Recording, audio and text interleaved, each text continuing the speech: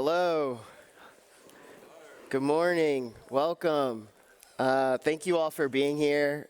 We made it.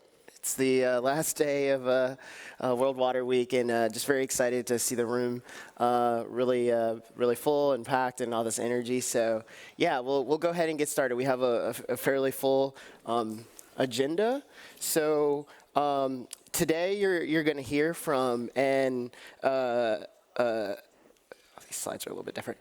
Today you're going to hear from a number of fantastic lineup of speakers. We have a number of SBTN Freshwater Hub representatives, as well as a number of leading companies that have experience with science-based targets, and you're going to hear about their experience with that. So with that, we'll just jump right in. So before digging into deep, by a quick show of hands, how many folks in the room are familiar with science-based targets? Wow, okay.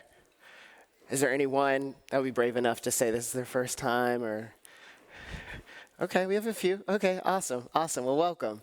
So we're the SBTN Science-Based Targets Network is a network of a coalition of over 80 leading NGOs and mission-driven organizations to set the the framework for science-based targets for nature. Within that, we have SBTN's Freshwater Hub, which I co-lead with Sarah Walker with WRI, and we have our Freshwater Hub partners include obviously myself with WWF, TNC, the Nature Conservancy, CDP, Pacific Institute, and then Conservation International. We also thank the generous philanthropic support of our funders. So as I mentioned, we have a broadcast of SBTN experts that you're going to hear from today. I'm not going to go through all of these, but you're going to hear from them individually as we go through the presentation. And then we also have a terrific group of panelists that you're going to hear from soon after that. So we'll just jump right in.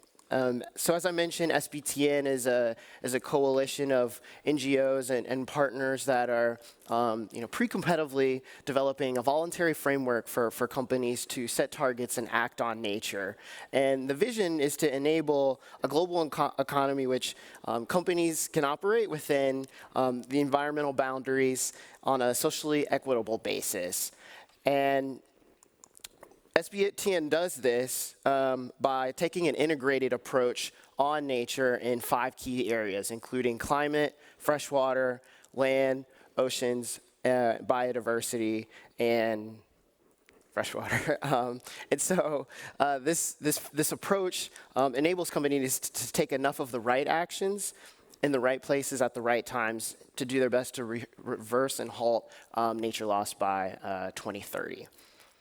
Sorry, I'm going through these slides so quickly. And so this is an overview of the 5-step approach. In step 1, companies do an assessment of their value chain screening and materiality screening and value chain assessment. Then in step 2, interpret and prioritize, where they'll set targets across the realms. And step 3, which we'll talk quite a bit more today, is where companies get into the target setting. And then in step 4, act, and 5 is track. That's all I wanted to say with that.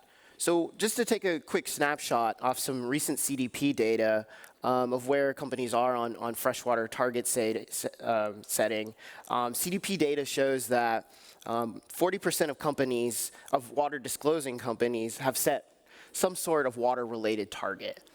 And then that number has increased by 30% since 2023, based on their data. And then, this shows some progress, right? That companies are setting targets, but you also see that we have a ways to go. 1 to 3% of companies have disclosed that they're setting science-based targets, and so while it's encouraging, we obviously want to continue to accelerate adoption. So with that, I'm going to hand it to Nabia, who's going to give lead the waterside chat with us. So Nabia, thank you. Thanks, Alan. Thank you. Okay, good morning, it is still morning. Good morning, everybody. I'm Navia Ofosuama from the Nature Conservancy. I lead our corporate water stewardship work. And we have a great panel today to talk through a bit more of what the science-based targets are looking like. So I think I'm going to invite Sarah and Kate, who are here, to come up on the stage and have a seat. And then we also have some panelists who are joining us online. So what we really want to do today is provide an overview from different perspectives from within SBTN, from consultants, and from companies on what this process has looked like, and to help understand how these different actors have been engaging in SBTN, what the value is of setting these targets. Our first panelist is connecting online, so I hope that Paula Delgado Luna. Paula, are you there? Yes. Okay, I see you Yes. on the very big screen. So I'm just going to ask, could you please introduce yourself and also the Accountability Accelerator and its role in SBTN? Yes, thank you so much, Nadia. And I wish I could be there with you all. I hope you have had a very nice conference and learning lots, but really happy to be participating online. So my name is Paola de Luna, and I am the Validation Director in the Accountability Accelerator. And I have prepared some notes to set the scene. So, we all know that water is the backbone of our economies and that it underpins livelihoods across the globe, right? So, and we know that water scarcity, pollution, and also inadequate access to clean water is a growing concern. And, you heard from also Alan some figures with respect to water stewardship and corporate action. And this is really a matter of concern for companies because in 2024, CDP found that large companies risk losing up to 77 billion due to water-related risks in their supply chains, right? And this is linked to supply chain disruption, loss of sales, and also reputational damage. And corporate accountability is one of the most powerful tools that we have to reverse these trends. And that is why the Accountability Accelerator exists. And we exist to fund corporate accountability, to facilitate it, and to connect the dots. And that's why we connect global standard setters, such as SBTN, to grassroots organizations that are delivering the change on the ground. So that's the Accountability Accelerator. And SBTN entrusted the Accountability Accelerator with the validation function for science-based targets for nature. So today, companies can use the Accountability Accelerator's validation services to obtain an independent verification of their science-based targets for nature, including freshwater targets. So really setting these science-based targets allow companies to align with Earth limits and also societal sustainability goals. And these methodologies that were developed by SBTN also include a number of validation requirements. And that's what we check during validation. And why is validation so essential and such an important step? Well, because it ensures three main things. It ensures that targets and corporate action on nature are credible, are robust, and are comparable, right? So from a company perspective, validation also ensures essential checks for SBTN alignment. It gives your company access to valuable resources and also expert feedback. It allows companies to obtain an independent stamp of approval that is very important and valued by investors, but also other company stakeholders. And it also helps drive action and collaboration. So we heard also a little bit from Alan already on the maturity of water metrics. And we also learned recently about the first wave of companies that reported for CSRD, that while some topics are universally addressed, that is the case of climate change, where 99% of the companies reported on climate, only 37% reported on freshwater topics. So that's a big difference, right? So this is one of the areas that remains underrepresented in corporate disclosures. So the gaps also suggest that either companies are, not considering the topic of freshwater material, or that companies lack data. And actually, last year when SBTN conducted a validation pilot for science-based targets for nature, including freshwater methods, we realized that data maturity was one of the key aspects to tackle. And there was an asymmetry between the maturity for water consumption versus water pollution. In general, companies are more prepared to and have more data on water consumption. So I think my message to you today is that science-based targets for nature are really now a proven and credible concept for companies to take action and credible action on nature, and also to help you start tackling these gaps, right? These data gaps. And I want to say as well that science-based targets for nature is a journey, and one journey that shouldn't be overthink, right? You should really get started now, and you can get started with some of the basins that are the highest priority in your value chain, because that's exactly what we will hear from today, the leading companies that are already implementing freshwater science-based targets. So just to finish my note here, I want to also remark that water, climate, and biodiversity are tightly interlinked. And really what SBTN has created is an integrated framework that help you also as a company align your sustainability actions with natural systems and with ecological thresholds. And really the synergies between land use, water and greenhouse gas management can really enhance also your business case for sustainability, that can then also resonate in terms of more compelling narratives and stories for regulators, for investors, and also communities. So I would really encourage you to, explore the science-based targets methods for freshwater, because sustainability is also not water is not a sustainability silo, and it really has to be interlinked with climate and nature solutions, right? So science-based targets for nature are really the way you can translate those ecological thresholds into very targeted, quantifiable, location-based commitments for effective action at the basin level or landscape level. So I'm really looking forward to hearing from the companies joining us today and for the rest of the speakers. Thank you so much for the invitation.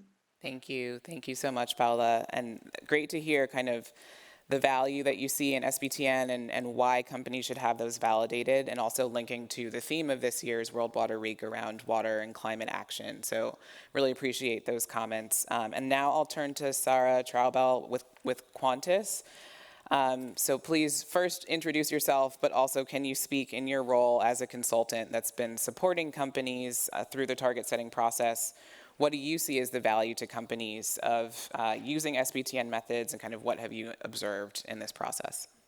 Sure. Thanks very much, Nabia. You can hear me okay? Yes. So my name is Sarah Traubel. I lead Qantas's work on nature for Switzerland. So Switzerland is one of our 5 branches. And I'm actually really excited to be here today because Qantas has been supporting the process in terms of being part of the piloting process with different companies and sharing the lessons learned from that and contributing to the iteration of this important methodology. So, and I guess now that we've gotten to step 3, there are some initial lessons that we can share in terms of working with companies using this methodology. So the benefits that we've seen for companies setting science-based targets have been observed both on the internal and external front. So internally, it really does help generate a more granular understanding of local water challenges in priority hotspots. So because the methodology focuses on these local aspects, you have to confront yourself with that. And then because you have this extensive stakeholder engagement, it also helps you to understand what are the pain points of these stakeholders. And because we generate this understanding of what are the actual water-related challenges in those hotspots, it can help companies actually make the business case, which we observe as a key obstacle to actually further action on water. Externally, it's really about credibility. I mean, I think the colleagues have shared the process that the methodology has gone through in terms of coming here. It has been highly consultative. So, and it's tough, I would say, to set science-based targets for water. Because you have this, again, this extensive stakeholder engagement, the targets that you set, you don't set them alone. They will have been set in consultation with stakeholders, which means that they're in a certain way robust. This consultation can sometimes be challenging. Some stakeholders may challenge the models that you propose. They may ask for further information. They may challenge the concept itself. So yeah, I think it's good to be ready for that. But I think again, because of this extensive and quite detailed process, it makes it all the more credible. Excellent. So stakeholder engagement, it sounds like, is a big part of the process, both benefits and drawbacks to that, but beneficial for companies to engage. Just following up on that, we've taken a lot of feedback as SBTN from the community on how to adjust these. So there have been some revisions, such as a business unit approach. Can you talk about what some of the revisions that you're excited about and why? Yeah, I mean, it has been actually, I think it's going to be very beneficial for the broader community and for water impacts that there are certain new options now. So typically, having this new validation milestone around your materiality assessment.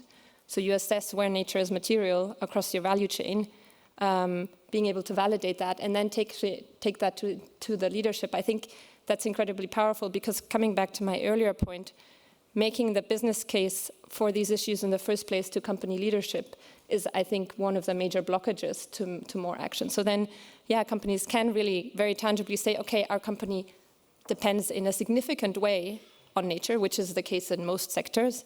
And now we need to invest more resources in terms of going further. So I think that is very powerful. Also, one of our colleagues alluded earlier to data challenges, right? So that's where also the business unit approach is helpful because it allows companies to actually start where they're more ready, which, again, is just conducive to driving further action.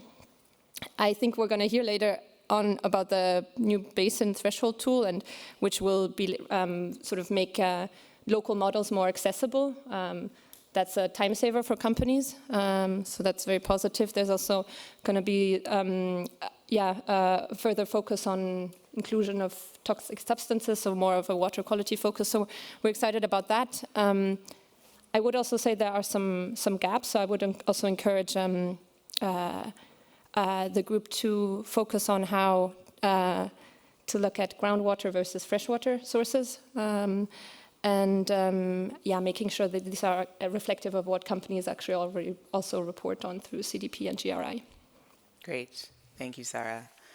So we're going to move to hear from 3 companies that either have engaged in SBTN or are thinking about doing so. So first, we'll go to those online. We have Lara Hildenbrand from Holcim, and we have Rachel Kolbe-Semhoun from Caring. So look forward to hearing from both of you. So first, starting with to hear from both of you, what is one thing you'd like the audience to know about your company's corporate water stewardship journey? Maybe beginning with Laura. Sure. Thank you so much for having me. So I think one thing, just to give a bit of context, Holcim is a construction materials company, and so water is, much like Paula mentioned, something we depend on, and it's a really key aspect. So its availability can determine whether we have business operation or not. So it's, I think, for Holcim, this stewardship journey was not only kind of the logical step, but also the responsible thing to do. We do have a significant impact on it, as well as this dependency. So I think to work on this and to also try and constantly raise the standard for what corporate action looks like in water stewardship was one of Holcim's aims and continues to be so. Great. Over to Rachel. Thanks. Yeah, I'm working with Caring, who is a luxury group with fashion and jewelry brands. And so for us, it's the same actually, is that we realize to what extent we're dependent on nature for all of our raw materials. And so while Caring has been really focused on nature positive pathways and net positive as well, it was sort of a natural step for us to dig deeper into that nature and understanding the part of water. But I guess what I would try to say as a differentiator is that while we're really happy to work on science-based, we also build in then the pragmatism to make sure that we and our stakeholders, we can all move forward. So I guess I would put what I'm going to share with you, pragmatism as and pragmatism in the name of classical business resilience as sort of the stars that are guiding our way forward on these subjects. Okay, thank you for that kind of introduction, but also hinting a bit at what we might hear more from you all. So also for both of you, can you share a bit of why you decided to set science-based targets for nature specifically? And we can start with Rachel on that one. Sure, yeah, because I did sort of start with it already. Caring anyway really has been working to keep sustainability as, let's say, the fire in the business for a good long time now, and specifically with our current CEO. And so we've always been trying to work on all of these different aspects and making sure that it just makes good, robust business. But I think that when they suggested the science-based targets for nature, it fit so perfectly with us because we had already realized, considering our dependency on nature, that we really need to go forward on a regenerative path. And so building in nature, building in water into the way that we actually do things so that we're sure that it's going to be solutions that'll last over the time that we need it to and create viable systems. For us, it was really sort of an obvious step to take. Great. Laura, go ahead. Yeah, I think a little bit similar to what Rachel said, where I think Holcim, we released our nature policy in 2021. We'd already had quite strong water targets that we'd set internally. And we always like to say, perhaps even more from the nature team, that nature is the next climate. And the attention and efforts we've seen climate receive in the last 10 years, we really believe are following for nature. So having already being part of the SBTI, so setting climate targets that are based on science, but also aligning with not only the TCFD, but the TNFD, it made it obvious that SBTs were the path forward for us, and yeah, I think continuing to lead in this space, we're aiming to. Okay, thank you. So it sounds like for both of you, SBTs being a next kind of natural step on where you were in your journey, and seeing that opportunity to think about climate, nature, impacts and dependencies holistically is kind of what led you to the SBTN path. So also for Rachel at Caring, can you talk a bit about what the target setting process was like? I'm sure there are people who are wondering, what that feels like as a company, any challenges you faced and how you overcame those. Yeah, sure. Well, I mean, so we were, like Holcim, we were one of the pilot companies. So, of course, it was something that we were iterating with the SBTN team. So we all went in there fully aware that it wasn't going to be easy and that it was going to require a certain amount of effort. I think that effort was definitely worthwhile.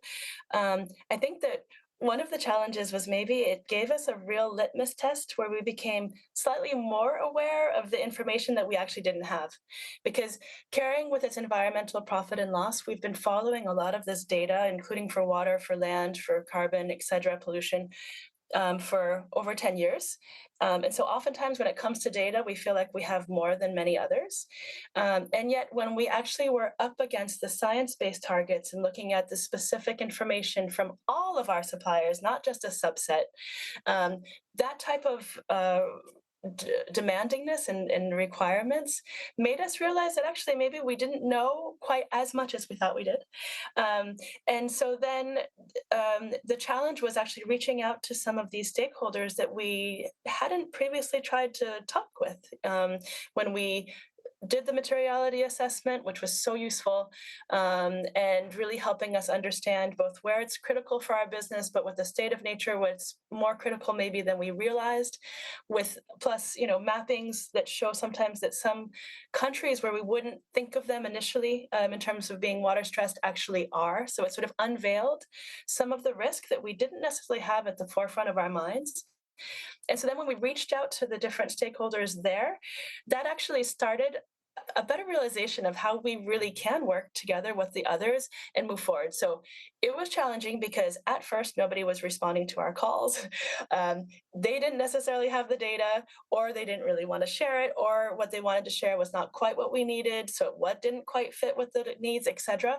But all of that was an awareness raising that made it seem like, moving forward, we should actually try to work on this together so that everybody can actually start seeing the kind of progress and resilience that we really need.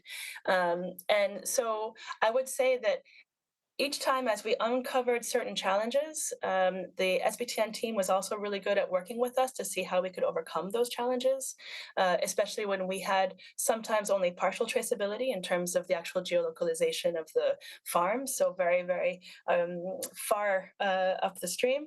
Figuring out ways to actually manage that so that we could still have a robust and solid understanding of what was going on. And that has actually, I think, while it was maybe painful for the actual people doing it, now that we have that, it's such a game changer, and it makes it that we all have the same language that we're talking about, and we're also starting to realize, therefore, a better idea of what are the shared challenges actually within an area, and what are those what are the possible goals that we could actually share also, and what could be put in place thereafter. And so while SBTN hasn't guided us yet to the steps 4 and 5, they're still sort of coming out naturally, though, because of the different types of discussions that have opened up both internally, sometimes teams that weren't used to working together internally, and externally with our suppliers, with the local public authorities and the water authorities, etc. Excellent. Lots of good information in there on kind of what this process did for you, but also what was challenging about it. So Laura, another question for you about, you talked about some of the frameworks that SBTN aligns with, like TNFD, for example. Could you talk from your perspective on how that process maybe helped prepare you for reporting to some of those things, or vice versa, how working on some of those other frameworks maybe aligned with the SBTN process? Yeah, absolutely. I think I'd have to say it's probably more that SBTN has helped us prepare for some of these. I think especially the prioritization done through steps 1 and 2, of course, does align with the TNFD, like LEAP prioritization aspect. Also, especially with the CSRD in terms of everything that is like metrics and targets. I think being able to have a validated SBTN target really helps us in these frameworks. We're also completing on also beyond these frameworks, things like CDP. It does allow us to be able to report more accurately, but also, for example, just a little bit on what Rich was saying, some of the things we've learned was where some of our data is missing, and so now we've set up programs in the process of setting a program along our value chain to gather more of that information, which is also a question that we get a lot in these reporting frameworks. So it's been helpful, and actually it's been helpful across quite a few different criteria, just to have the SBTN process done. Excellent. Thank you for sharing on that. So I'm just going to ask both of you a closing question for your session, and then we'll move to Kate. So can you talk a little bit about what's next from here? So now that you've set targets, kind of what are you looking towards next? Is it setting more targets? What does that look like? And then any quick tidbits of advice that you have to other companies that are considering setting freshwater SBTs. Go ahead, Rachel. Would you like to go first? Yeah. Okay. Thanks. So for us, the next steps, we're really doing all of that work actually clued us into a lot of things, and the the importance of trying to do things collectively, as I was mentioning. And so we actually, thanks to this SBTN, we decided to write our very first comprehensive water strategy, which we published this spring. It's obviously a beginning, so as with everything, we'll improve it as we go. But it led us to having 3 pillars, working on one pillar that's really with our strategic suppliers and seeing how we can work with them. It's a challenge in and of itself because oftentimes they're SMEs who aren't necessarily staffed to take on all of the regulatory requirements. So sometimes they play the ostrich, head in the sand, and they don't really want to have yet another request of information, et cetera, that they don't really know how to follow. But with the stewardship program that we'll be working on, and even trying to bring in peers so that the shareholders hear, the suppliers hear the same things, that is a way of actually creating a new relationship for everyone to gain in efficiency and just have a smoother operation. So I think that goes directly to the quantitative aspects we were saying, but then also the qualitative aspects. And within our industry, there are specific types of pollutants that need to be managed, and that we're going to need to have a sectorial approach. So having, once again, the alignment with the SBTN framework and the nomenclature, it's going to make it a lot easier for different ones to sort of go in the same direction and have everything build up to that type of progress that we really need to see for resilience. And then the second thing is that, of course, while we're going to continue working concertedly on our raw materials and how they can have more of a water positive impact, we're actually opening up to a new concept through that materiality framing and hierarchy with the SBTN, is that for each of our top 10 basins that are most critical for us, we're going to actually try to have basin labs that are more of a landscape approach, and so that we actually build in not just the water, but also the land aspects, working on how we can improve green water infrastructure as well as blue water infrastructure, and really bringing in, therefore, the different stakeholders I was mentioning earlier who have already started this journey with us as we were doing the SBTN work. So we're continuing that relationship.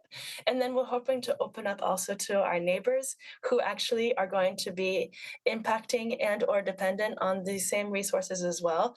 And so really trying to have this basin approach that would help everybody actually have those net water positive impacts that are so necessary. Excellent. And I guess the tidbit, I didn't say, but I would just say that a lot of people, I think, when they have seen the request around the SBTI already and now SBTN, there's a lot of fear because people presume that it's sort of opening up Pandora's box. But our experience was that it's really useful. It creates the right conversations. And so just as it was being said earlier, maybe it is okay to start with one BU where you're a little bit more comfortable. But at any rate, get started, because just starting those questions is already going to be useful for your business and your business resilience. Thank you. Laura?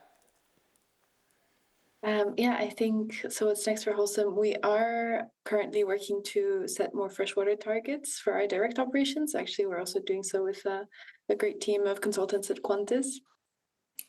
We obviously, hopefully, will have some of those validated, and then we're also already working on our roadmap with the target that we did validate last year in our basin in Mexico. So I think just continuing to work on building those roadmaps for any of the other basins that we're able to set targets in. We are also, like I mentioned quickly, working on this key supplier water program. We are slowly piloting this. It has been challenging because the sharing of information, has been quite hard. A lot of our suppliers don't really want to share with us, or some of them just don't have that data yet. So we can tell it's going to be a really long-term plan. We're also, of course, staying plugged in to see what the revised versions of the different methodologies are from SBTN, because we would, of course, like to look into the water quality methodology, which we, during piloting, were not able to, as the main nutrients that they were looking at or pollutants didn't really fit with our sector. So yeah, we'll be keeping an eye out on those, on the land and biodiversity methods as well, to see if we're able to, have some more SBTs set up. And of course, we're also keen to have that Step 4 Act paper. And until then, we're also working on using the SBTN results to try and better prioritize some of our replenishment efforts across the company. And I think my tip is, it's quite similar to Rachel's. So sorry for that lack of diversity, but it might be a lot of work, and I know that that can be quite overwhelming for companies, but you really do learn a lot about the different basins you operate in, and it's actually a great way for you to connect with your stakeholders, because that stakeholder engagement might be a bit tedious at times, but it really does open doors for potentially future collaborations, or you will at least better learn really the realities of these basins you operate in that have been selected as your top priority. So it's really key information, because if you, I think it's just areas where you're that much more likely to face business interruption in the few next years. So I think that's also a good case study to present to that top management or internal stakeholders, that relevance for this kind of work, and that the effort is really going to be worth it. Excellent. Thank you so much to you both. So we're going to move to Kate Voss from GAP, Global Water Stewardship Lead. Could you just introduce yourself and share about GAP's corporate water stewardship journey, kind of one thing you'd like the audience to know, and then from your perspective as a textile company, a barrier you face in setting targets with your supply chain partners. Sure, absolutely. Thanks for having me join. So at GAP Inc., we really approach our water strategy in a holistic way. So we have two public goals. One is to reduce and replenish 100% of our freshwater footprint in manufacturing by 2030. And the second is to empower 5 million people with access to safe water by 2030. But then we also have a public goal that goes beyond that into 2050 to build a water resilient supply chain.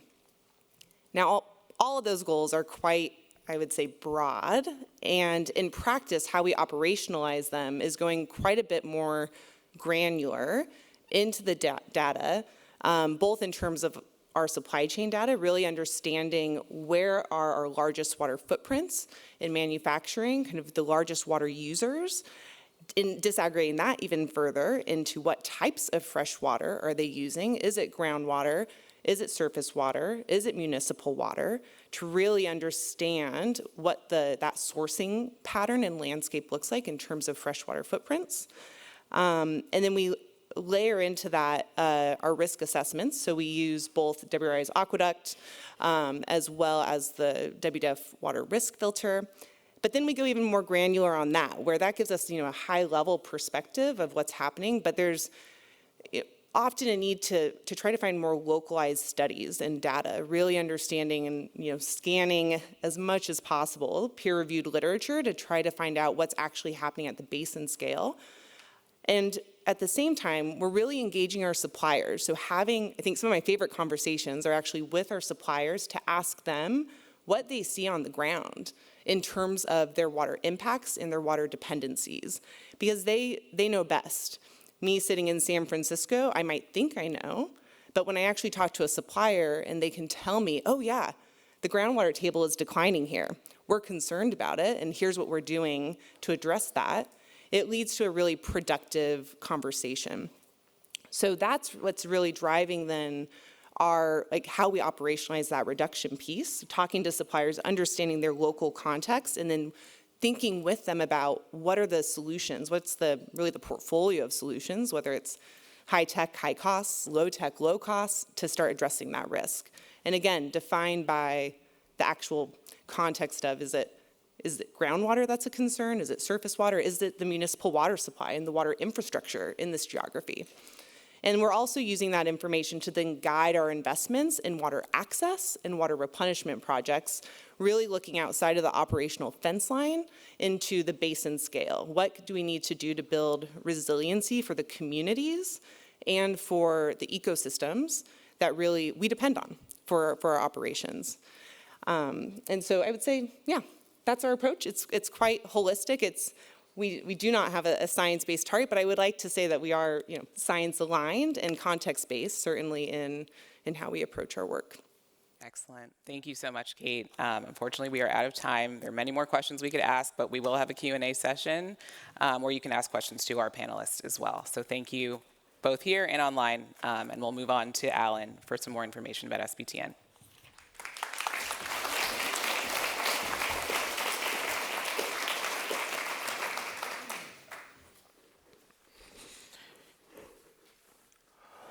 Okay, so we're really excited to announce that we are launching the version 2 draft public consultation for freshwater step 3.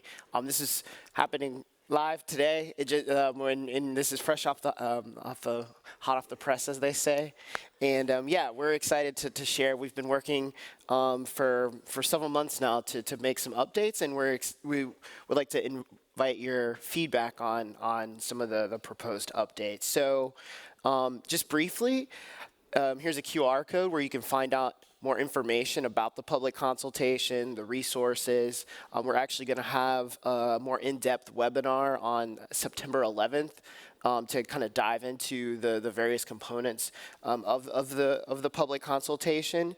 And it's a 6-week public consultation, so you'll have until October 9th to be able to provide your input. So we welcome your feedback, and I'll give folks a second to take a photo as they're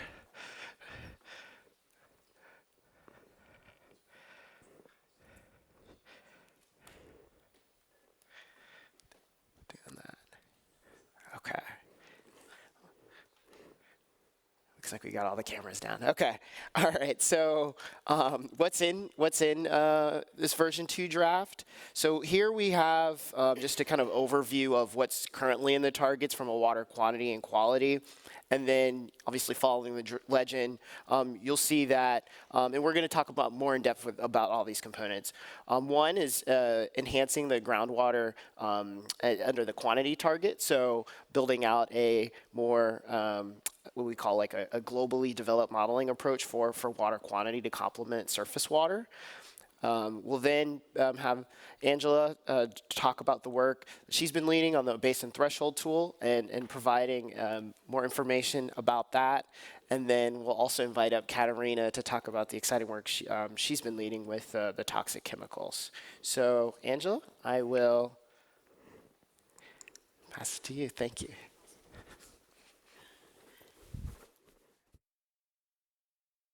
Thank you so much for coming this morning to learn more about science-based targets. Super excited to talk a little bit more about the basin threshold tool. Those of you that were here last year, you got an introduction into our alpha version, and today I'm going to talk about our version 0.1. So a kind of cool scientist once said if you had 60 minutes to solve a problem, 59 minutes would be in the planning and 1 minute would be in the doing. With the basin threshold tool, I'd say we're at about the 57th minute right now. So we're really going through and we're developing in version 0.1. We've released the framework. So as Alan mentioned with today's public release, the framework for version 0.1 is out there. The report that I hope everybody here has a chance to look at and provide comments and feedback to.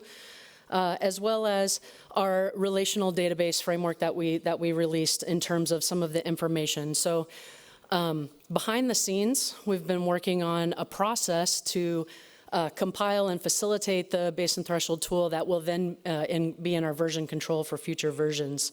And so for now, a really detailed analysis and data is available for the U.S. Mississippi Basin, as well as for the alpha version that is still kind of a by request availability because there's a slight shift in the technical development between the alpha version and 0.1, which you'll see in the framework report.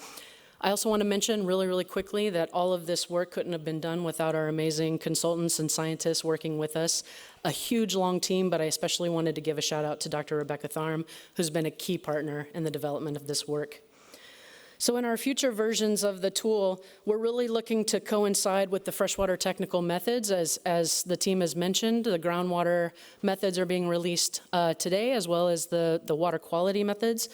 And really, we're aligning the future framework of the threshold tool with groundwater and water quality with these methods, rather than lagging with the surface water flows, which, as many of you know, have probably been chomping at the bit to get access to the basin threshold tool since the targets have first been released in 2023 and evolved.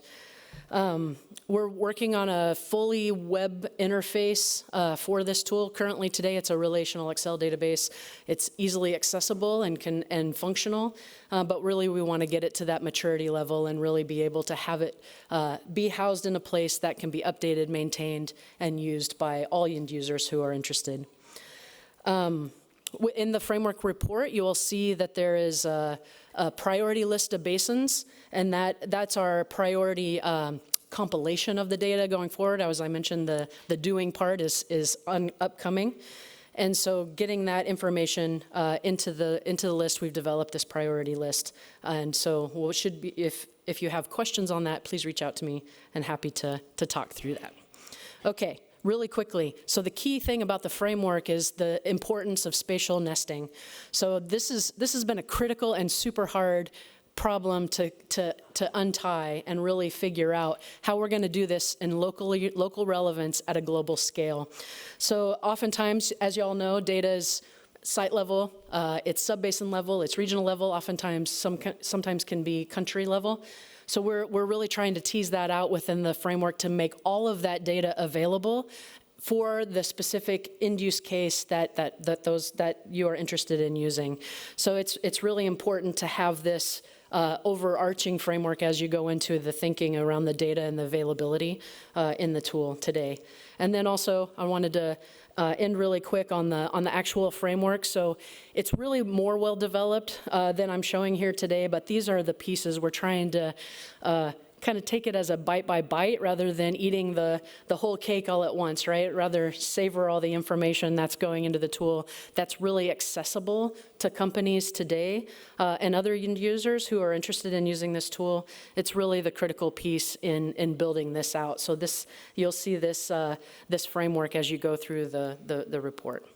All right, I'm out of time. I'm going to pass this now to Katarina Vaca, who's going to take us to our water quality work. Thank you.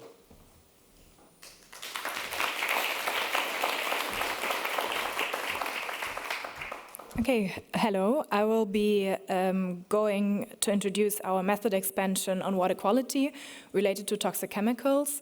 It covers both pesticides and point source discharges, even though the focus is on pesticides. So in the broad field of toxic chemicals, we've decided to first focus on pesticides because they are directly released into the environment and also intentionally toxic. Moreover, it fits with current SBTN guidance and kind of complements looking at the food and textile sector and their agricultural pressures. Specifically in those agricultural areas, pesticide pollution is a major issue for water quality and also often integrated in local water quality monitoring frameworks, and therefore there's also more data available. Pesticides are also specifically called out in global frameworks, with the Global Biodiversity Framework asking to reduce the risks by at least half until 2030, and the Global Framework on Chemicals to phase out highly hazardous pesticides by 2035 if risks cannot be managed. And our methods aim to support these global targets by allowing companies to understand their impacts through pesticides and prioritize them. To ensure that companies understand their direct influences and which pesticides are relevant for them, primary data on a farm level will be required. However, we are welcoming any input on how to leverage other frameworks, data, or collaboration with suppliers to find ways for companies with less value chain traceability.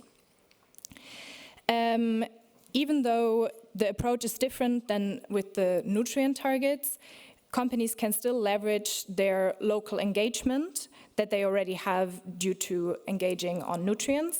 And by adding pesticides, we will also help them to then in step 4 tackle both nutrients and pesticides together, as they share, for example, drivers and loss pathways and also leverage points. The methods provide 3 different tasks. The first is identifying pesticides and checking them against a highly hazardous pesticide list. And then we've been working on developing a tool for quantifying the impact of pesticides using farm-level pesticide use or emission data, and then combining that with impact characterization factors from the use-tox model, which is a life cycle assessment model for toxic chemical assessments. And with that, we want to allow companies to really understand which pesticides have the highest impact and not only which ones are used in the highest quantity. And then we complement that with asking for a consultation with local water authorities to check that the pesticides used are not contributing to local concentration threshold transgressions. With that, we will have 2 different targets, one being the highly hazardous pesticide cessation target, which is relevant for companies producing and sourcing agricultural commodities and companies producing or trading pesticides or plant protection products, and a pesticide impact reduction target, which asks for a commitment to a 50% reduction of pesticide impact in a basin and not to contribute to local threshold transgressions. And this will be covering the remaining pesticides.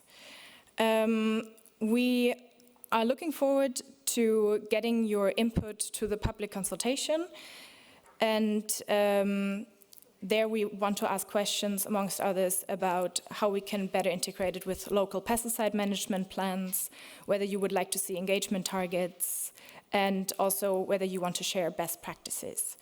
And we are also looking for input from really a variety of actors and professions. Okay, and with that I would like to hand over to Penelope Moscas, who will talk about groundwater.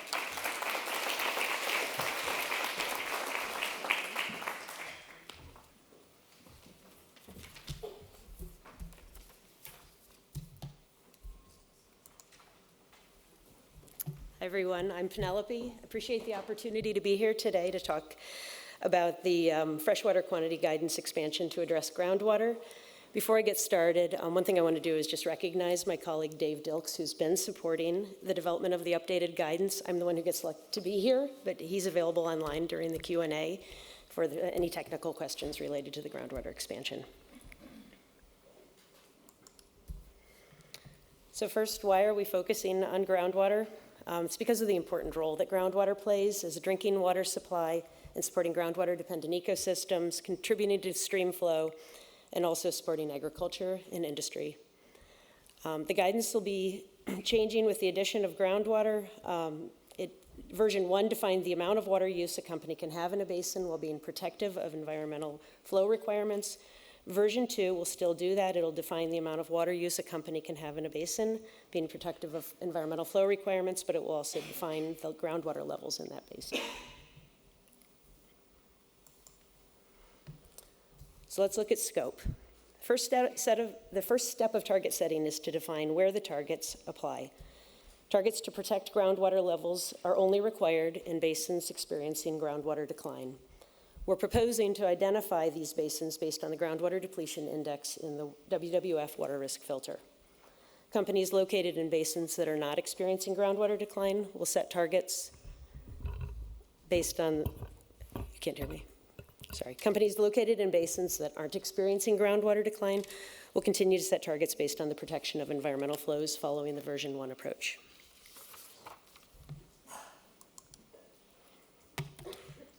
So the initial activity in step 3 is to define baseline water use. To do this, companies are required to compile their water use over the previous 5 years.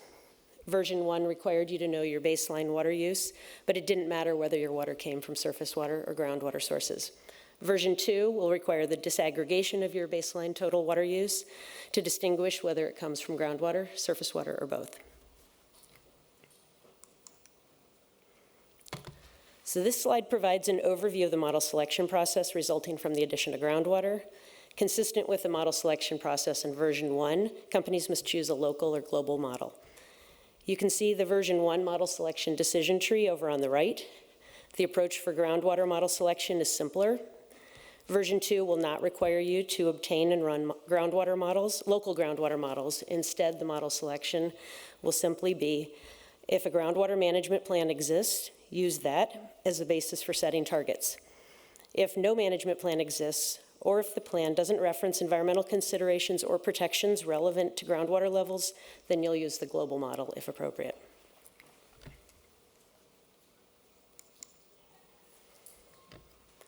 The determination of required reductions, the final activity that differs from version 1. As I mentioned, basins lacking a local groundwater management plan will need to rely on the global model.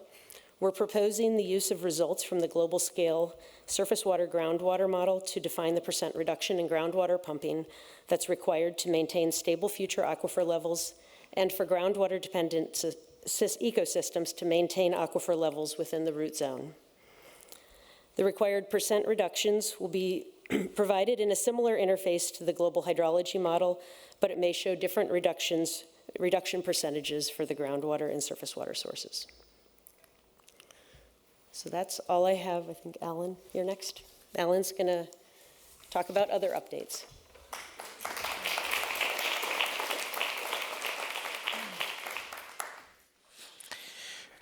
All right, thank you for that, Penelope, and to all our speakers on this exciting work. As I mentioned, we've been working on a lot of these components for a while now, and it's very cool to see it out in the world. So I'm going to talk about some of the other updates that we have on our plate. So one recent one is the what we call right now the global water quantity model, which uses Hogaboom and Water Footprint Network's platform to set targets. So for those of you already kind of digging into methods, this is a model that already exists.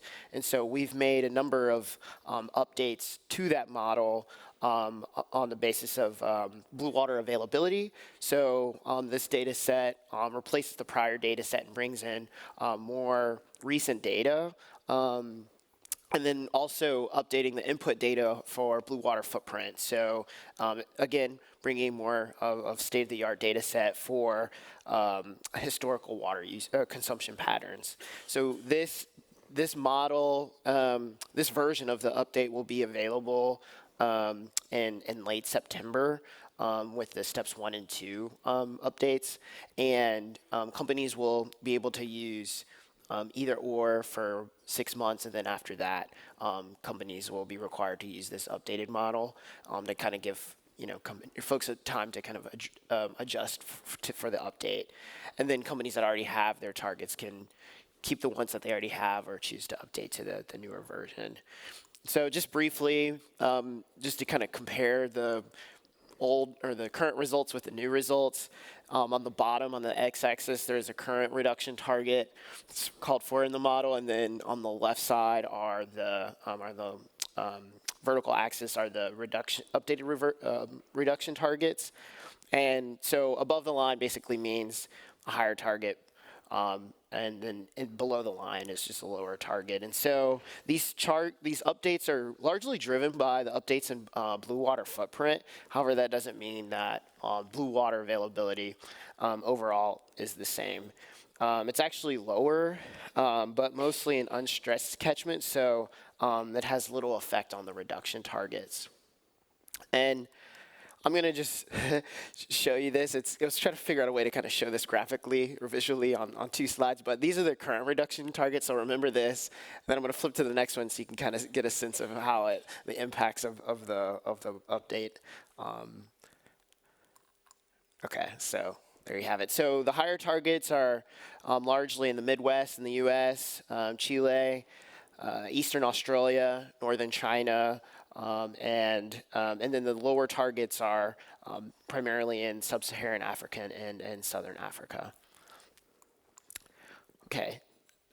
Another update exciting update that we've managed to make available is what we're calling a nutrient navigator. So this is actually most useful in step one, where companies are doing the pressure assessment, and it's an interactive viewer to show where nutrient loads are lost to fresh water across different crop groups. And so this is again, if folks are familiar with the process, this enables companies to kind of be able to identify or kind of zero in on where these pressures might be, but then also try to quantify the loadings in those basins. So, and I should say maybe at the top that all of these resources are available on SBTN's website. Okay, so just a brief FAQ on our frequently asked questions on step 4. So we're SBTN and the network are working together on step 4. It's a process that the Freshwater Hub is collaborating with the other hubs and network hub to develop this perhaps what we call like an integrated approach to step 4, similar to steps 1 and 2. And a few notes on that are that the initial response option database is already available online, so you can have a sense of what types of projects or interventions that companies can take to that would not only help meet their freshwater targets, but land and climate. And then additional resources will be available later this year and will include technical content and safeguards. SBTN, Science-Based Targets for Nature, emphasizes the actions across the mitigation hierarchy, which includes avoid, reduce, regenerate, restore, and transform. And so I think sometimes in our communications, companies, obviously there's a reduction targets that companies make in terms of their absolute usage, but also there are regenerate and restorative options that are available as well that companies can take in the basin to also meet their target. SBTN is also considering how to clarify linkages to the broader kind of landscape of sustainability reporting. And at step 4, we'll also continue to emphasize collective action and pre-competitive sharing among corporate actors. So more to come to that. And then last but not least is SBTN is not planning to provide prescriptive technical guidance on step 4. However, the topic of validation is kind of still under an internal discussion. So just a little bit more on step 4 that wanted to share. The next piece is a sneak peek on the accelerated pathway. So this hasn't, SBTN is planning a big push around this around New York City Climate Week, so more information will be out around that. But wanted to provide that these are some of the enhancements that SBTN has been making to improve the feasibility of the method. So under the accelerated pathways, companies will be able to, the idea is to help companies get to credible action sooner and focus where it counts. And so I'm not going to spend a lot of time on this. I know we're a little running over, but more to come out on this. I think this is an exciting update to kind of, again, get more companies making the process more just easier to interact with for companies. And then lastly, we have a few more updates in 2026. The plan is to release steps 1, 2, and 3 for freshwater and land for version 2 in next year. Also step 4, so building on the work I discussed earlier, and then looking to pilot some of that work or aspects of step 4. And then Freshwater Hub is also planning to produce another crosswalk paper. So some of you all might be familiar with a paper we put out almost 2 years now on some of the interactions with SBTN, with other frameworks and platforms. So revisiting that and speaking more to some of the more current interest in the kind of global landscape. And then finally, continuing to remove barriers to uptake, making enhancements to the guidance. So there's a number of things that we learned through the pilot that we didn't necessarily address in the V1.1 and updates, and trying to pull some of those other updates in. So with that, I will now we'll open it up to Q&A, and I'll invite my colleague Maria to help us with that. Oh, hi, Maria. And then, so I guess how we'll do this is, depending on we'll invite our speakers back up, or maybe have them at the ready, maybe for the updates, but then also, I think for the company speakers, and then we'll have the folks online available as well to address any questions. So, Maria. Mm-hmm. Thanks, Alan. Hello, everyone. Good morning. My name is Maria. I'm a senior manager for water at CDP, and today I'm going to be supporting with the Q&A, along with my colleague Henning Sandberg, who's a Fair Water Footprint Project Consortium lead. He's going to be handling the online Q&A. So we've covered a lot on today's session. From setting the scene, we've heard from some of our panelists, and we've also heard a lot of updates on groundwater, pesticides, the launch of the public consultation. So I'm sure you've got a lot of questions. I think we'll have around 15 minutes for the Q&A, 15, 20 minutes. So, 10 actually. 20, okay. We'll have 20 minutes for the Q&A. Yeah, perhaps, I don't know if we can get the panelists here, or what do you think? Should we? We're good? We're good from there? Okay, all right.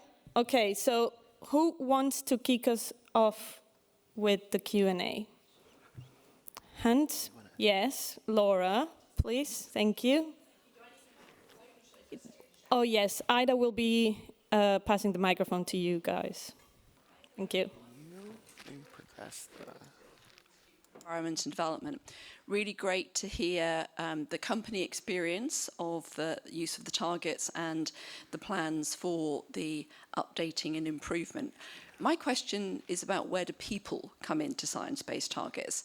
I think particularly, we've heard some people talking about actors along their supply chain, smaller producers, their capacity to provide data to be able to sort of demonstrate compliance. Effective nature, conservation, effective nature, water use is dependent on people in local communities where it's being extracted. So it's a sort of general question. Anybody across the panels who'd like to pick it up, but just be good to hear a little bit more about the role of people. Thank you. Thanks for kicking us off, Laura. I think that's an open question to anyone who'd like to take it. So who raises their hand? I'll jump on that, and if others want to also add. So yeah, thank you for the question. So in SBTN's, in our definition of nature, people are part of that. And so SBT, as we think about specific to freshwater, I think the aspects where we think about is making sure that there's water available in the environment. And so what we do in terms of the targets and the basis of those are, right, ensuring that there's water available through environmental flows, and using that as a means to make sure that those are there is water in rivers and streams and various water resources. But then also for water quality, the basis of the targets are, or at least for the nutrient targets as they are now, are around avoiding eutrophication, and so having impacts obviously to the environment, but also to people as well. And then the other two things I would mention is that as part of the process, SBTN has I would say a fairly well outlined kind of stakeholder engagement guidance that I think is available for companies to use. But then also through that, we also have like the stakeholder consultation process, which we alluded to as well. So there's a number of I think pieces that are used to kind of not only obviously think about like the environment, but also people as well. And welcome others to jump in if there's anything else you would like to add. Yeah, just briefly, thanks very much for the question. I think, if we think broadly in terms of water outcomes or nature outcomes, people are there if we look at access to water, sanitation, and hygiene. So I think one shout out I would maybe make is yeah, that outcome is not included within SBTN, and there are reasons for that, and things will never be perfect, but you can add it on quite easily also as a consideration on top of, or alongside your SBTN efforts. And I don't know if there's anyone from WaterAid in the room, but maybe just pointing to some guidance that they've put out also. Yes, so speak to Therese after, if you'd like. So yeah, just from that perspective, I think it is a very important consideration, and not as far part of this guidance, but I think that doesn't mean that it can't be integrated. And thank you for that. That was really well said. One other thing I just remembered is also as part of the assessment and prioritization phase of the target setting process, several of the data sets are actually related to what we call nature's contribution to people. And so that helps elevate or bring in that lens to the target setting and the prioritization of sites.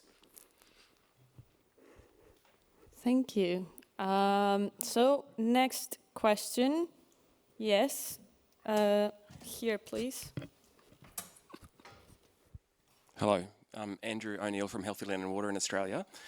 Congratulations, this is wonderful work. So to everyone involved, a big congrats to you all. I'm curious, as is always, as soon as you release something, what's next? I'm really interested to know if you've thought about, given the exceedance of the biogeochemical cycles and the planetary boundaries, if you're looking at NP basin thresholds as well, as something in the go forward. So you've got water quantity. Are basin thresholds for pollutants being considered as well in the future? Thank you. Who's that? Katarina? Yeah, so currently the biggest issue is data availability and also really quantifying the carrying capacity for chemical pollution in a basin. So there are currently scientific approaches being developed and frameworks that really try to tackle this, but they're currently not mature enough. And that's why we decided to really take this 50% impact reduction target from the Global Biodiversity Framework to get companies set up to start with the pesticides that have the highest impact on aquatic ecosystems. But we are definitely trying to align with these frameworks once they develop further. And we also refer to them in more detail in our current guidance draft, so you will be able to read more about what we're trying to align with in the future. I'll just add in on the basin threshold tool. So for the Mississippi Basin, which was our case study in developing a process to then compile globally, we added all the nutrient models, information, peer-reviewed literature, other reports, and in-situ data that we could find for the Mississippi Basin. And as I mentioned in our little 5-minute introduction, the methods for quantity, especially around nutrients and toxic chemicals, are being developed in coincidence with the methods. So more to come on that. Next steps, always more. And so, yeah, we're building on our foundation now. So great question. Thank you. Thank you for that. Okay, let's give it a chance to maybe an online question. Yes, Henning? Sure. Does this work? You can hear me? Great. Yeah, thank you so much to all the online participants for the discussion there. We had a discussion around collective action and how can SBTN encourage collective action. And then a question for the companies. It's quite specific. I'll read it out. Was an estimation of CapEx investments required to put in place actions to achieve the water targets part of the assessment? So, for example, investments in water treatment and reuse. And related to that, do your companies have internal models to estimate the cost of inaction to drive internally any investments into water? Thanks. Thanks, Henning. I think perhaps, I don't know if someone online would like to respond to that. Yeah, all of you? Cool. Rachel?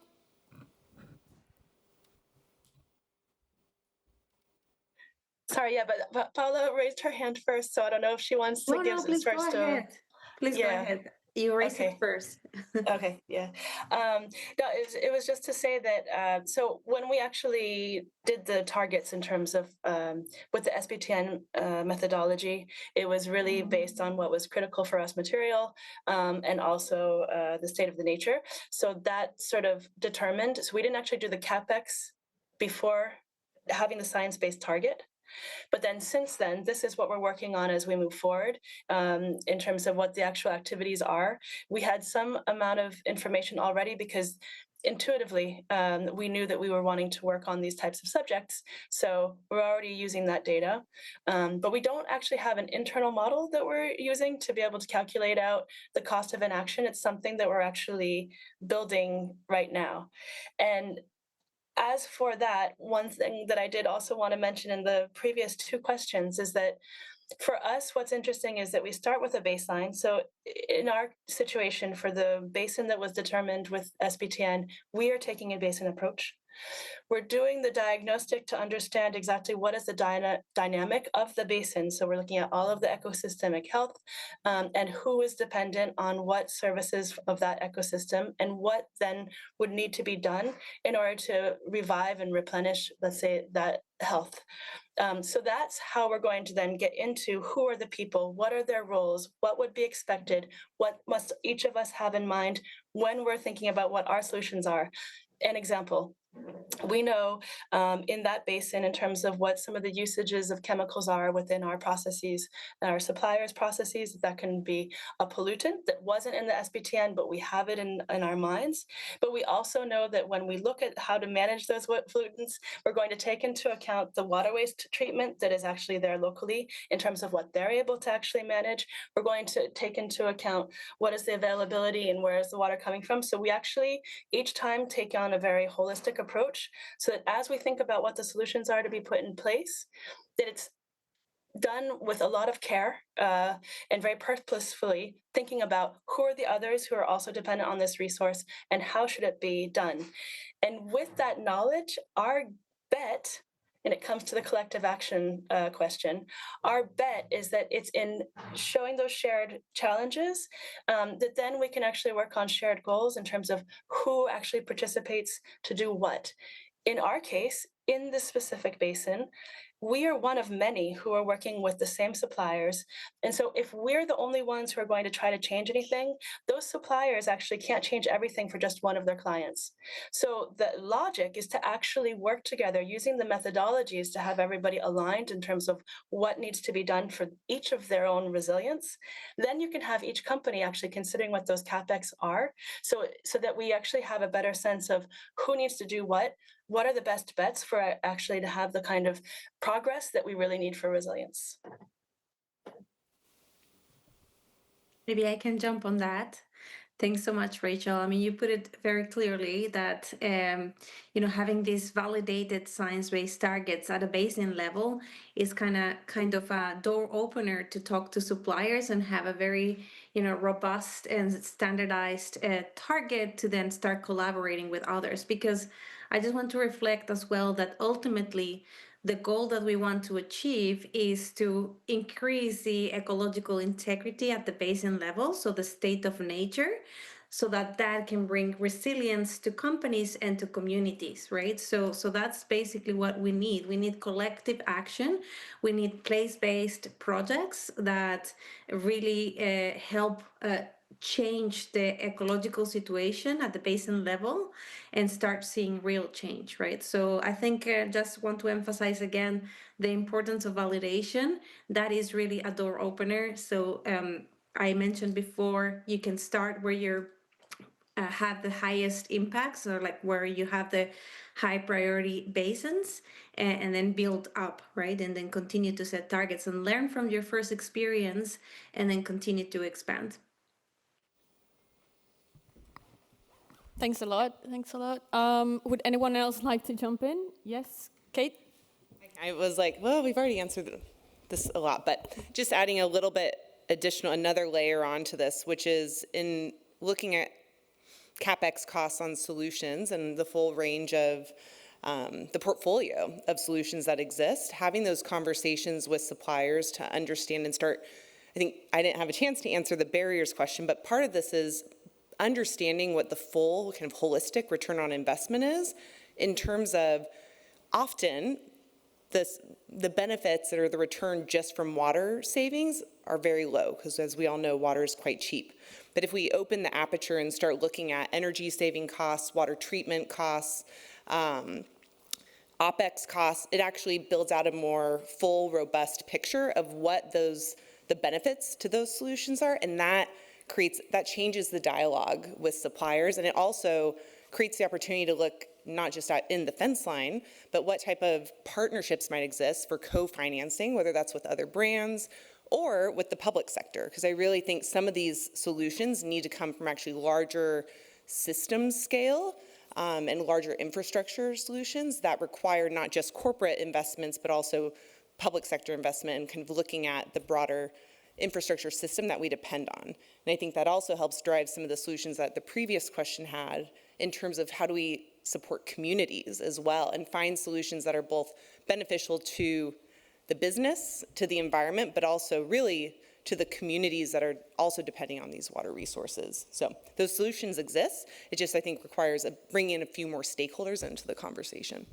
Perfect. Very comprehensive responses. Thank you. So I think we have time for a couple other questions. There was someone here. Okay, no. Middle. Thank you.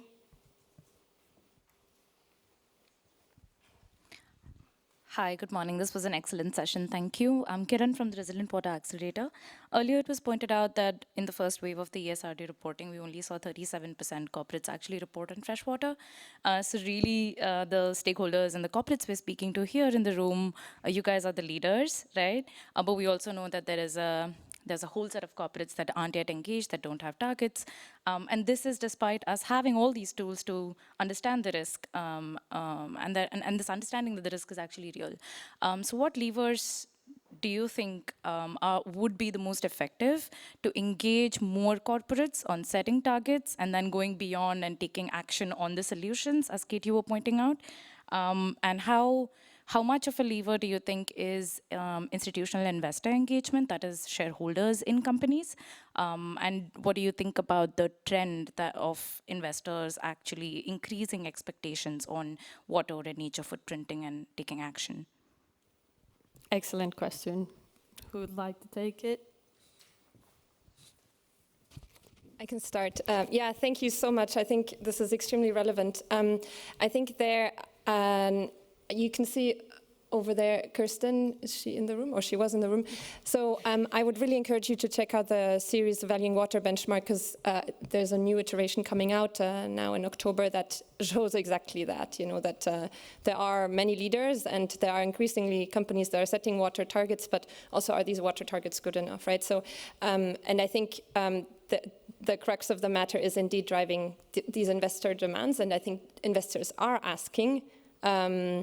And now it's about these companies actually starting to take action, and there are frameworks there. And I think it does require, some investment of time in terms of finding out what's the most appropriate level of action at a certain maturity. And I think, and in that context, I just want to add to Catherine's point earlier about the ROI, or the cost of inaction. I would say that probably 90% of the companies here in this room depend on agricultural commodities. And if you look at the link between droughts and severe water scarcity on global commodity price hikes, the link is clearly there. So the cost of inaction is actually is already material to many companies in terms of instability of supply chains and additional costs. So that's maybe some elements that I would propose. Anyone else? I think we are at time.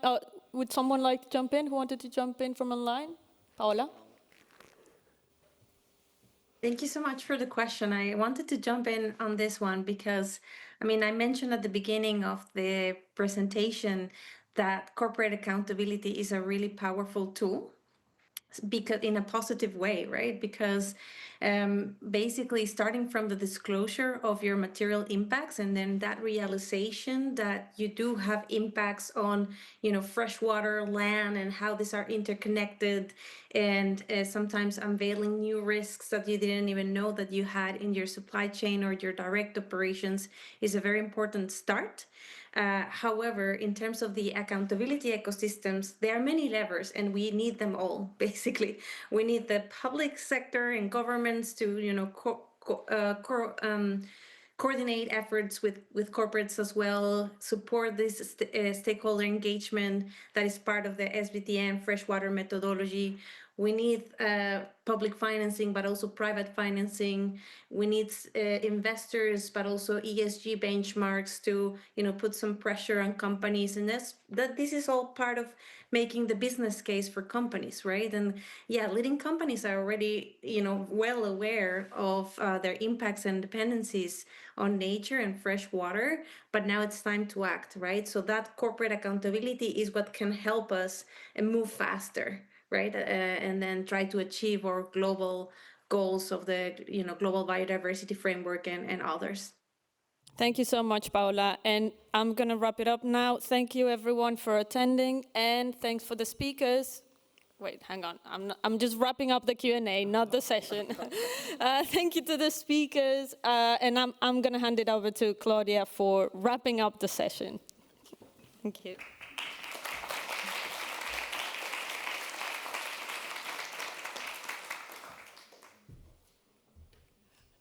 Thank you very much. And my name is Claudia Schachtschneider. I'm a senior research specialist at the Sea Water Mandate and Pacific Institute. I think first and foremost, I want to thank our wonderful panel for having given all their wonderful contributions and insights today. I also want to thank the audience that is plentiful. We're really happy to have such a full room on a Thursday. It's fantastic. And also your engaged questions. Thank you so much. And then finally, also to our team. You've seen many of them on the stage today, at least making contributions from each of our different organizations. And this has really been a team effort. So thank you to all of you for all of your inputs as well. I think I just quickly want to go through a couple of the take-home points from the session. I've been listening and taking notes as I've been going along, and just want to highlight a few points that I have picked up. I might have missed a few others, but from the Accountability Accelerator, Paula, I really liked the way that you were able to outline your role and the value of the validation process, and in particular that also kind of saying or encouraging to actually for anyone to start at a high priority basin and to then expand your SBTN journey from there. I really liked the comment from Qantas, from Sarah, that you gave to kind of from your perspective as one of the companies that often supports enterprises to go through this process, that benefits can be internal in terms of getting a better granular understanding of what's actually going on, to also being external in the way that it boosts credibility. I really liked some of the learnings that were shared, in particular by Caring, and the litmus test, I think, of going into something and saying, oh, we think we know what we're doing, and then realizing, oh, but maybe there are actually quite a few gaps and there is worth learning more. And also some of these processes then actually culminating in changes like a water strategy is really palpable, and that is very positive. I think from Holcim, I really liked the idea of how you were outlining the fact that SBTN does align with TNFD, with CSRD and CDP, and that by having it, it's easy to fill in some of the other frameworks that are out there, despite the fact that we know that there is a lot of frameworks and that this alignment process is being worked on amongst our organizations on a continual basis. And I think from all three, including Gap Inc., that also mentioned this, is that processes like these create the right to have a proper conversation with the stakeholders. And despite of it being a lot of work and it being a journey, it's that stakeholder engagement process and the effort that gets put in that really opens new ideas, new relationships, and new opportunities, and that it is an investment worth taking. And I think summary message from all three of you that I found came through quite strongly. And I think from Alan, just to remember that there is a webinar on September 11 around and still welcoming public feedback in particular on the 3 pieces that were launched, and we really want to have some kind of the public consultation with you, and to know that whatever we've drafted right now is meeting the mark, and that we can enrich it with your constructive inputs, please. And we had a speed dating, literally, of all the different updates that there was, with all of the different people popping up and showing what there is in terms of the basin threshold tool, toxic pesticides, groundwater, the different blue water footprint maps, and then also what's still upcoming and what we're planning to do for next year. So also thank you to some of our audience asking these really important questions in terms of, well, where do people fit into all of this? I mean, and ultimately, a resilient basin supports people. So that is a really important thing to consider, even if people are not directly mentioned as much. And now I can't read my own handwriting here. I think, oh yes, this is the point where I personally, it's maybe a personal point, why I love being on the part of the Freshwater Hub, is that we grapple with building methods and foundations in areas where there's current data gaps or current data disjoints. And I think that really provides the value of what SBTN is trying to do, and especially in the freshwater space, this is super exciting for I guess, us as the Freshwater Hub members as well to be at, and we hope to really be able to make a difference as we sometimes really struggle and grapple with some of these concepts. So thank you very much, everybody. I think there is, you can obviously find us on the website, and please speak to any one of the panelists and speakers that were here if you've got any further direct questions, but otherwise for the more longer term questions, please reach out to Alan and Sarah, our co-chairs for the Freshwater Hub. Thank you very much.